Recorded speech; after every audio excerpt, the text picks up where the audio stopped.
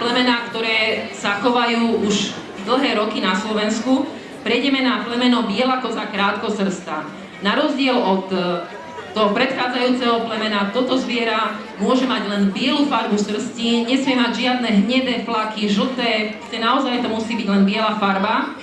Poprosím chovateľa pána Rudolfa Jonáša, aby predviedol capka číslo 4. Je to capko, ktorý sa narodil 15. januára 2016, ušné číslo, koncovka v centrálnej evidencii 6846.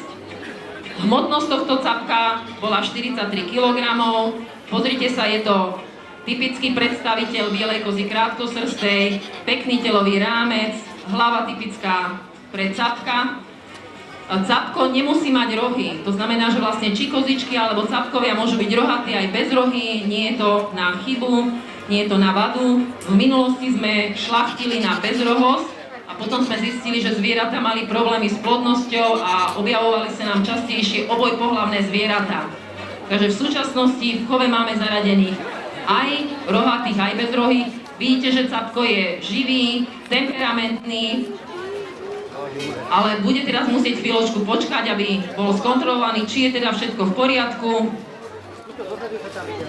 Za pôvod získal tento capko 15 bodov, za mliekovú užitkovosť matky 60 bodov, to znamená zatiaľ má 75 bodov.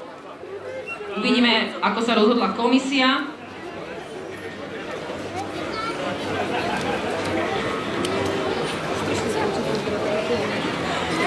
Takže tento capko získal 16 bodov za exteriér, spolu získava 91 bodov a je to výsledná trieda, opäť elita rekord.